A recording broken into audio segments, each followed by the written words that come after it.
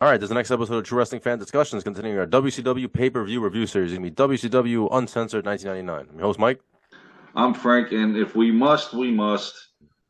So we will. And if you guys haven't seen this pay-per-view, just watch this episode. You'll get the gist of the night, and you'll be like, okay, you guys just spared me 2.5 hours. Thank you very much. Because this was every time I think I see a bad WCW pay-per-view, I just go to the next month, starting pretty much around this time going forward. I Yes. mean, I have said Mayhem was a great pay per view in November for them, the way they executed the tournament and whatnot. And then, of course, Bash at the Beach 2000, where they had something, but they shit all over it. We've already covered that. This right here, let's just go. Opening match of the night was for the Cruiserweight Championship. Billy Kidman defending the title against Mikey Whipwreck. Yeah. This match was actually okay. It wasn't bad. I thought it was entertaining. It was, It but was all right. It wasn't bad. at this point, it's like, okay, WWE got all the good ECW guys, and what WCW did was they brought in guys like Right. Sandman, changed his Right. name and killed him, and of course you bring in Mikey Whipwreck, which is like why?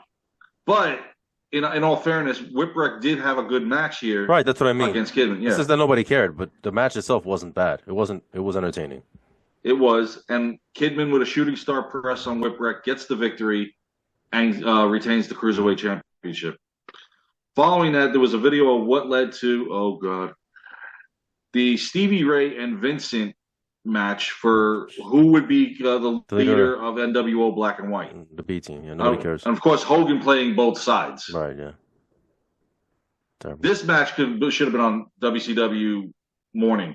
I mean, this did not need to be on a pay per view. And this was a Harlem Street fight between Stevie Ray and Vincent. Yeah.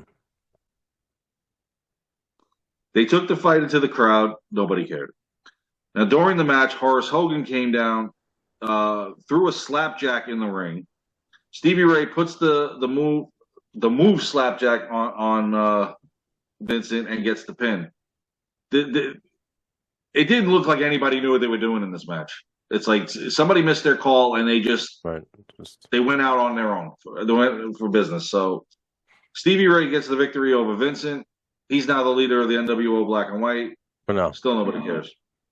And they're the B team exactly. So following that, Mark Madden interviewed Chris Jericho in the back. I never liked Mark Madden. Big guy, small hands, creepy. Mm. And of course, Jericho and his and what his thing that he's doing. Next match on the card. Wow, you have Rey Mysterio versus Kevin Nash. Anybody see the problem with this? Stupid. Especially at this I, point. Yeah. I mean, I like the fact that the cruiserweights are branching out. Right, but When WWE realized they made a mistake later on with Mysterio against Khali, they added Batista to the match and goes, okay, we fixed that. yeah. Not really, but I mean, Mysterio. Now, can I say he handled his own in the ring? He took one hell of an ass whooping, I can tell you that much. But I mean, Nash manhandling Mysterio to the start of the match. Referee constantly dealing with Kevin Nash as far as what he was doing. Luger, who was also at ringside, he tripped up Mysterio. Nash with the big boot on Mysterio, and then Jackknife power bombs the poor guy Yeah. and gets the pin. Shocking. Like there was any doubt that Nash was going to lose this match. Come on now, Waste of a match. it was. Following that, Raven doing a promo as well as Hack. And this is what I talked about as far as Sandman coming from ECW, and they changed his name. I don't know why. Should just left him as Sandman. Yeah. And then as well as Hack and Bigelow doing a promo on each other. That match is later on. I don't even want to talk about it right now. Next match on the card was a 1-on-2 handicap match. Jerry Flynn versus Ernest Miller and Sonny Ono. Right, nobody cared. So who wins? Who wins this match? I'm just going to say Jerry Flynn won the match. Okay, there you go. We move on. Dude, you know I have no problem in doing yeah. that. Unfortunately, if people think I'm shitting all over WCW, they're shitting on themselves. Yeah. Following that, there was a promo with Benoit and Malenko, as well as Hennig and Wyndham as they get set for the tag team title match later on in the evening. Our next match on the card, oh my God. Falls Count Anywhere match. It was a triangle match, triple threat match, whatever you want to call it. It was Raven versus Bam Bam Bigelow versus Hardcore Hack. Now, Chastity was down there at ringside. This was Raven's sister, if anybody remembers. She brought down all the toys for this match. So now you're like, okay, maybe this match is going to be a little interesting. No. Let's just say this. With all the blunders during the match that they had in this, Raven hits the even flow on Hack. That was a very nice move. Raven then he taped Hardcore Hack's hands together for whatever reason we don't know. Bigelow goes for a moonsault. Chastity pops out of the bin that's down there at ringside, sprays Bigelow with the fire extinguisher. He falls through the table. She then sprays Raven, and Hack gets the victory. Okay. She turned on her brother. Exactly. Now, the next match on the card was for the WCW Tag Team titles. It was a lumberjack match, but get this, the lumberjacks have straps. Lumberjack. My God. It was Chris Benoit and Dean Malenko challenging Curt Hennig and Barry Windham for the WCW Tag Team titles. This was more interesting watching the lumberjacks beat the hell out of each other. Yeah. Mm-hmm. And also, as the match started, Arn Anderson comes out. Right. Yeah. Takes out Chris Adams, and he becomes one of the lumberjacks. Right. Yeah. So we're representing the Four Horsemen. The Horsemen, yeah, that's right. Mm-hmm. Now, let's just cut through the first 15 minutes and 50 seconds of the match and get you towards the end. Anderson on the apron. Hennig strikes him with the WCW title. Anderson then pulls out an iron rod, and strikes Hennig from behind. Malenko pulls Wyndham to the outside. Benoit with a flying headbutt, and Benoit and Malenko are now the new WCW Tag Team Champions. Otherwise, the match wasn't bad, but again, watching the lumberjacks beat the crap out of each other with the straps was actually pretty cool. I'll give them that. That's all I'm giving them.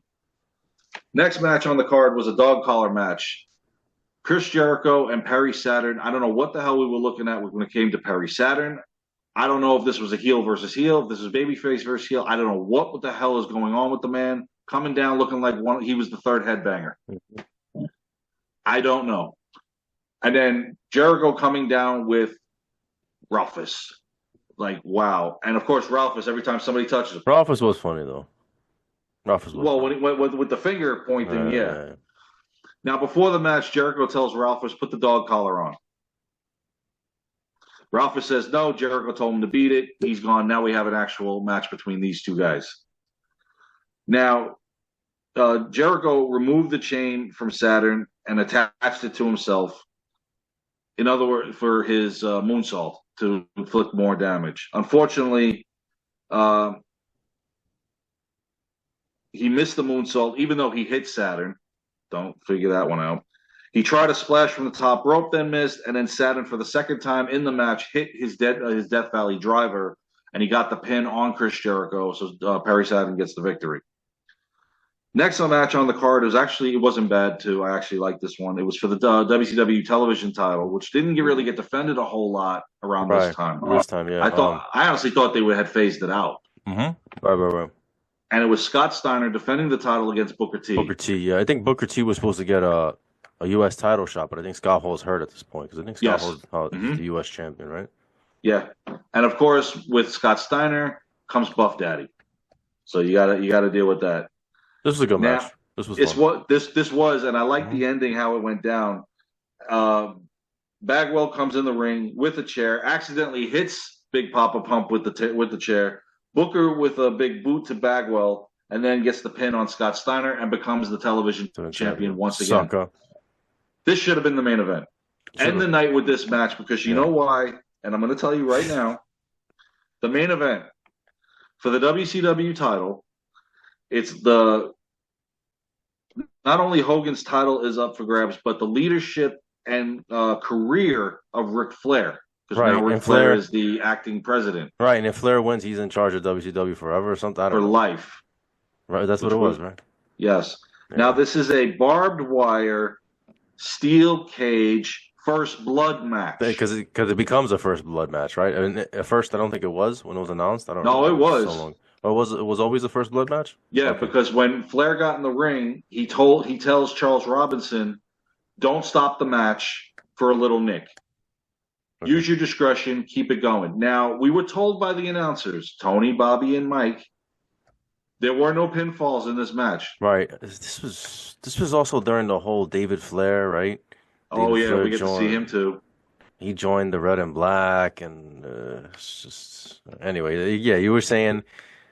Now, the way to win this match was climb the cage, which you can't, or the first blood. Or the first blood, no pinfall, no submission, right?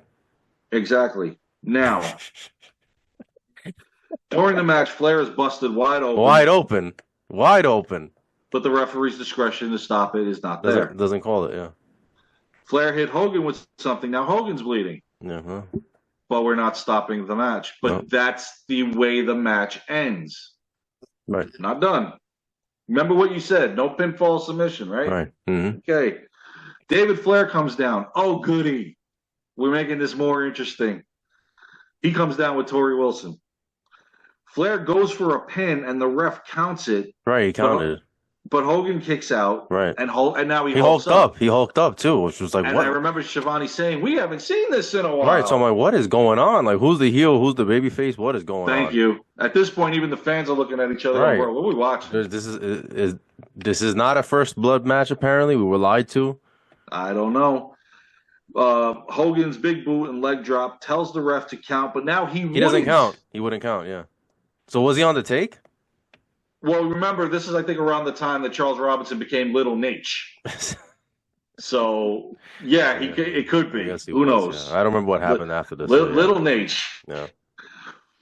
Because he used to come out in the ropes, too. I remember, yeah. He wouldn't, and then, started to... he wouldn't count it, but then he started to, but Flair got his shoulder up. Hogan went to throw Flair into the cage. Now the ref stops him. Why? Flair got out and then threw Hogan into the referee. Of course, the referee's going to go down now. Arn Anderson comes down. Decks David Flair. Thank you for that, by the way. Anderson gave Flair the tire iron. Flair hits Hogan with it and gave it back to Anderson. Why are you hiding it? There's a no DQ. What are we doing? Oh, my God. Flair now applies the figure 4. Right. What did you say before? No pinfall, no submission. Hogan is out of this. Right. And referee counts a 3. Counts the shoulders down, yeah. Flair wins the match. Not only is he in control, but he's now once again WCW champion. But we just threw all the rules for this match out the effing door. Not only that. Nobody wanted to see this match for the 1,000th time. And it's not the last time we see this match either, unfortunately. When we do Uncensored 2000, we've got to do it again. Yeah. So, not only did we see a match that we didn't need to see again, right? The match was complete chaos. Nobody knew what the hell was going on. It was complete horse shit and crap. Yeah. But this was WCW 99. Ever since the finger poke of doom, it's like this. Now, you combine 3 matches into one here. I like the concept of the barbed wire steel cage match. Could have just left it at that. Yeah, it should have been left at that. Now nobody can come in, nobody can come out. Let's settle this. Right. We got to add. But now you add the first blood. Okay, these guys are gushing. You don't call the match. You don't even call. So it doesn't even come into play. That stipulation is added. And then we're told no pinfalls, no submissions. Then why is Ric Flair winning by pinfall? Right. Because there was even a time during the match that Hogan went for a pin and the ref said no. He said no. Flair then goes for a pin and he starts counting it. Right, yeah. So. Well, that's WCW in 1999 for you. It's only going to get worse. And I don't want to discriminate and not do these because there were fans of WCW, and there were certain moments in these pay-per-views that even though ultimately it sucked, there were good matches. Like we just said in this one, Booker T, Scott Steiner, and the tag team title match was even the opening match. Even the opening match was good. Yeah. But when you've got Flair and Hogan 5 years later, still main eventing, and there's no new guys on top of this, stinking up the whole building. Well, they were in Louisville, and I'm surprised they drew 15,000 for this. I'm questioning the attendance here. Well, at that point, the wheels hadn't completely fallen off. Remember, it's 2 months after Figure Poke. Yeah, it's starting to sink, but it's not. People, we didn't. Maybe I already caught on after the finger poke, but most people didn't catch on yet. They were like, "Oh, okay, we'll still watch. It'll get better." Wrong. So, when I said that after Bash at the Beach, and man, was I wrong. But I said it in that episode. I'll say it again, real quick. If Hogan if they did business, that might have helped them, not pull them out completely, but it was interesting. It was more interesting about what everything that was going on. Yeah. But when you're not pushing newer guys, and 5 years, almost 5 years to the day that Hogan comes into this company and fights Ric Flair, you're doing this again. Then you're going to do this the following year. Again, there's got to come to an end where you got to stop this, because you're going to keep recycling the same old product. Man, nobody's going to tune in. And then on top of that, with all the ridiculous stipulations. Man, we had a shit fest. Yeah, I'm sorry to say. Yeah. All right. That's our review. Please like, comment, share, subscribe. See you guys soon. Take care.